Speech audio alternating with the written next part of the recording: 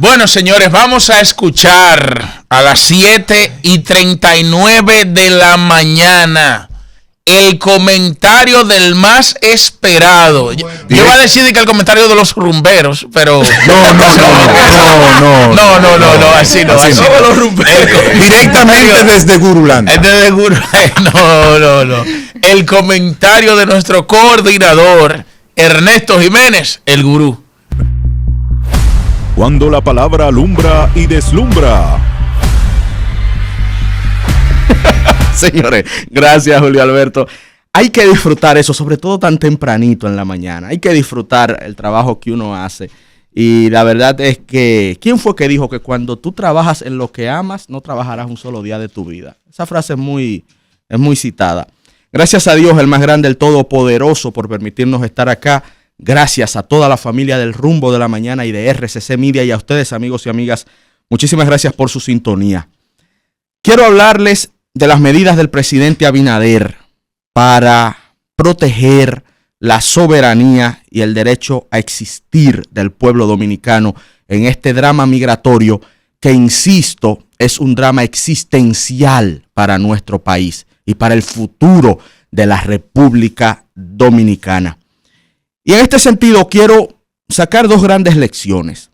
La primera, sí, el presidente Abinader puso el oído en el corazón del pueblo. Una expresión que particularmente la escuché por primera vez en aquel combate democrático entre Danilo Medina y el expresidente de la República y el vicepresidente de la República, Jaime David Fernández Mirabal. Por allá por el año de 1999, hace un tiempito ya, cuando el PLD estaba decidiendo quién iba a ser su candidato presidencial para las elecciones del 2000, don Jaime David Fernández habló de que el partido, en ese tiempo el PLD, que era un partido cerrado, de cuadros pequeños, tenía que poner el oído en el corazón del pueblo para ver qué era lo que el pueblo quería, diciendo Jaime que era él, que lo quería el pueblo, pero el PLD terminó eligiendo a Danilo Medina y la historia está ahí.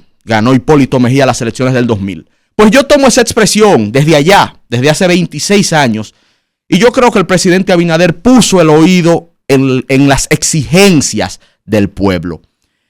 Y esa primera lección la concateno con la segunda lección, que es quizá más importante. Y lo decía uno de los hombres que yo más admiro en la faz de la tierra, que es Pepe Mujica, expresidente uruguayo. Siempre recomiendo su libro Una oveja negra al poder. Impresionante, Mujica. Lo que más me recuerda a Juan Bosch en todo el mundo por sus ideales y su ideología es Pepe Mujica. Y Pepe Mujica decía que no hay democracia sin ciudadanía. Y yo creo en eso. El ejercicio de los derechos ciudadanos fortalece las instituciones y fortalece la democracia. Y cuando fuimos a marchar a Friusa, hicimos un ejercicio legítimo y fuerte de ciudadanía, de exigencia de derechos, de ir al terreno en donde entendíamos hay un problema grave, un problema que pone en peligro a la República Dominicana, y fuimos pacíficamente a exigir la acción del Estado, fortaleciendo controles migratorios y tomando medidas para preservar la integridad y la soberanía del pueblo dominicano. Eso fue lo que hicimos a Friusa, a eso fuimos, de forma pacífica. Y se ha tumbado el discurso de todo aquel que por temor o por la razón que sea cuestionó a quienes fuimos a protestar. La historia nos ha dado la razón, porque las medidas que ha ido tomando el gobierno luego de esa marcha en Friusa convocada por la antigua Orden Dominicana, liderada por Ángelo Vázquez, luego de esa expresión democrática, el Estado empezó a responder y empezó a actuar. Por lo tanto, la validez y la pertinacia de dicha expresión democrática, el mismo Estado la ha validado con su accionar. Y el presidente Abinader, en el discurso de ayer, vuelve y nos da la razón en ese ejercicio ciudadano. Hay que exigir, hay que protestar, hay que marchar, hay que utilizar las herramientas democráticas para motorizar la acción del Estado. Y por eso repito, El presidente Abinader escuchó el clamor del pueblo dominicano y yo lo felicito por eso, porque pudo haber tomado otro camino, como lo hemos visto en gobiernos pasados. 15 medidas puntuales anunció el presidente Abinader para proteger nuestro país y garantizar el respeto de nuestras leyes. Rápidamente las enumero. Primero, ampliar la capacidad de supervisión de las brigadas fronterizas.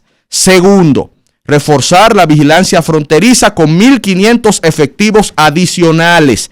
Tercero, iniciar inmediatamente la licitación para construir 13 kilómetros adicionales del muro fronterizo y se sumarían a los 54 kilómetros ya construidos. Cuarto, ante el proyecto de reforma del marco legal migratorio que debe ser conocido de carácter de urgencia para endurecer las sanciones en los casos en donde funcionarios gubernamentales, civiles o militares infrinjan la ley para favorecer el desorden migratorio existente. Quinto, incorporación de 750 nuevos agentes migratorios. Sexto, instalación de oficinas de control migratorio en todas las provincias. Séptimo, modificar el reglamento de operaciones de los mercados para asegurarse de que sea una puerta abierta al comercio, pero no a la migración irregular. Octavo, crear la Procuraduría especializada en asuntos migratorios. Noveno, solicitar la colaboración de gobiernos locales para ampliar la eficiencia de las repatriaciones. Décimo, creación del Observatorio Ciudadano sobre el funcionamiento de la política migratoria, que será coordinado por el periodista Miguel Franjul. Décimo primero, nuevo protocolo en donde estarán, que obligue al personal de los hospitales del SNS. Este es muy importante.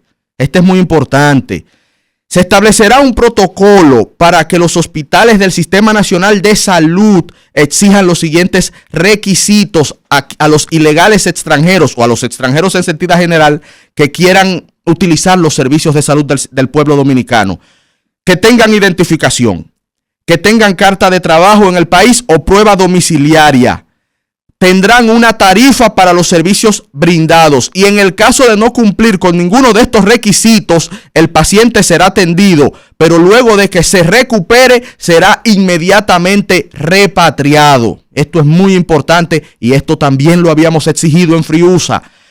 12º, estudiar la normativa migratoria ante la situación actual de Haití. Se nombrará al doctor Milton Rey Guevara como coordinador de una comisión que ejecutará esta importante tarea.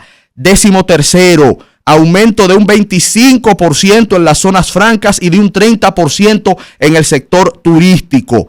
Esto debe ser discutido con los sectores productivos eminentemente, pero estaremos pendientes a la evolución de esta intención, también muy positiva para dignificar el salario y mediante la dignificación del salario crear incentivos para que el trabajador dominicano asuma esas labores que al día de hoy está siendo paulatinamente copada por extranjeros, principalmente haitianos. 14º, los beneficios del programa Supérate podrán incorporarse al trabajo en el sector construcción y agrícola sin perder su apoyo. Y finalmente, 15ª medida, el fondo administrado por el Banco Nacional de Desarrollo y Exportaciones, Bandex, que fue creado en este gobierno para los fines que describió el presidente Abinader en su discurso, fue un poquito más largo el asunto, ha prestado 2.800 millones hasta ahora y será ampliado para facilitar a las asociaciones y cooperativas de productores los recursos de su transformación tecnológica. Una forma de incentivar la industrialización y la mecanización de la industria dominicana a favor del pueblo dominicano. Esas son las medidas del presidente Abinader. Las aplaudo. Son una carta de intenciones positivas para el futuro del pueblo dominicano.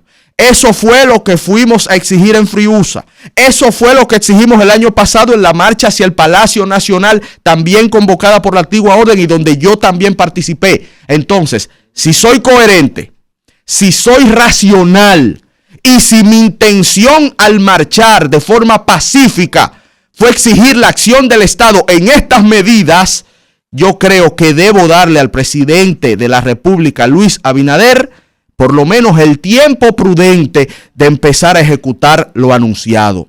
Estaremos observando que no se quede el asunto en papel o en discurso, como ha pasado antes, pero lo ha anunciado, yo creo que concita y merece el apoyo de todo el pueblo dominicano.